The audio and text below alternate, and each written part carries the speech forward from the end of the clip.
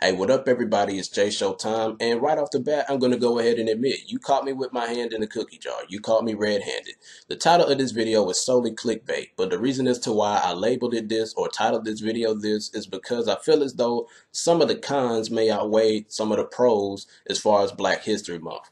And what I'm going to be talking about, quite naturally, is the pros and cons of Black History Month. So let's get right into it. So first and foremost, I want to make the point that I feel as though that this Black History Month, or the concept of Black History Month, is making Black people very dependent upon outside forces, is making Black people very lazy. It's crippling them, and it's like they're dependent on a crutch to find out information concerning their ancestry and their history from institutionalized type of environments, from educational systems and all of this kind of stuff.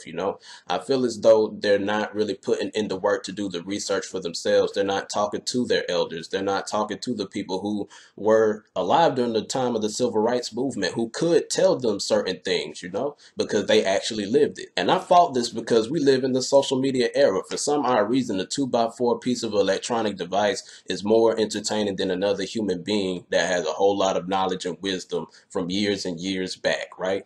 I don't know why people think like that, but that's just the way they think. I'd rather talk to a person than an electronic device any day, especially if they have knowledge and wisdom that could benefit me and tell me something about me that I never knew, right? But yeah, if the kid is sitting right across from their great-great-grandmother and they could tell them a whole lot of information concerning the civil rights movement and Black history and Black culture and all that kind of stuff, but for some odd reason they're on Vine or they're on Twitter or Instagram or whatever the case may be, and they find that more entertaining than the information that their great-grandmother has to offer, then they're not going to listen to them. So I can't really blame it completely on the older generation for not stepping up to the plate and passing down the information, because the younger generation doesn't really want to listen to it. And I'm not saying that the educational system is completely whack and completely bogus as far as getting out information of Black history, right? But what I am saying is it's almost like you get like a 1,000-piece puzzle, right? And you're supposed to put the pieces of the puzzle together, but you only have 900 pieces because you have a few pieces under your sofa cushion, and then you got some pieces that are under your bed, and then et cetera and et cetera, and you just have to go and find and look for those pieces. And when I say go and find and look for those pieces, that's doing research, right? So you have to go and find those pieces to put all of the pieces of the puzzle together. And to bring another race into this to try to prove my point is the Asian race. I really love the Asian culture, and I love the Asian way of doing things. Love their cartoons and their shows, and they have a very good sense of humor and all of that kind of stuff. But this isn't really an Asian appreciation video, but I really do love their movement and I love their culture, right? Like, if you look at a whole lot of Asian cultures and the Asian customs, like with their elders, when they get very, very old, they don't send them off to nursing homes to die. Like, they actually take care of their elders. They're like, oh yeah, you could come live with us. And what they do is they talk to them. They reverence their elders. They have a high level of respect for their elders. Unlike people who are in the white or even Black community, I see a lot of people, they don't really respect their elders anymore. Like, your elders have a whole lot of information, knowledge, and wisdom concerning where you came from as a people that they could give to you. But because you're so caught up in doing whatever, you're not really paying attention to what they are doing and what they have to offer, and it's because we live in a society where there's a whole lot of lack of respect now. Like, people don't even really respect themselves anymore, so how on earth can you respect your elders? But yeah, back to the whole Asian culture. I see that they respect their elders. They take care of their elders.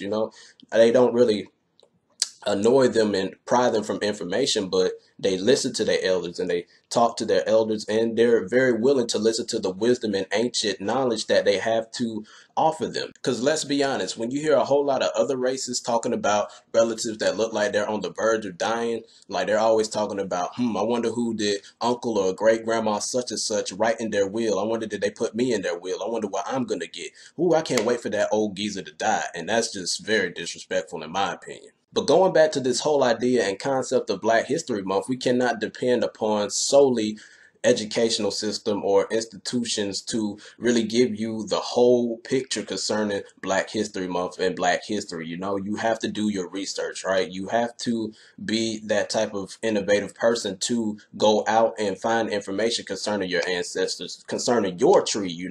Maybe not the whole Black community in general or the whole Black culture and the whole Black people in general, but at least find out your family tree. I'm pretty sure there may be some family Bibles or whatever that y'all got probably at your second cousin's house or at your aunt's house or whatever, and just like read through, find out where you came from. Knowing where you came from is very, very important, because when you rely on some type of outside force or outside people to tell you about you when they weren't even in any way, shape, or form in your culture and they're not you, you know, you're kind of really crippling yourself. Because how on earth can somebody who isn't part of your race and isn't a part of your culture and not from your main land or whatever, how can they tell you something about yourself more than what your elders who actually were there and who have stories from their elders and the elders before their elders? You know, they have information concerning this about you and your people.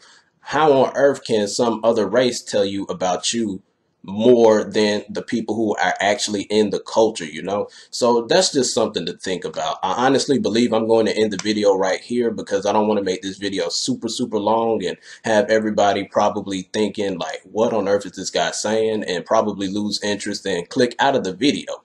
But anyway, if you truly like the information presented in this video, please like, share, comment, and subscribe to my channel so I can keep bringing y'all that great quality content. New music coming February 11, 2016. And like I said before, it's J Showtime, your favorite rapper and favorite person. And if you ain't authentic, we ain't conversing. Till next time. I'm lacking some patience. People dread black men like a pack of some Haitians. There's no way you can deny that the savage and racist throw fits and exist on this planet and nation. But I'm glad I made it, cause I'm amazing.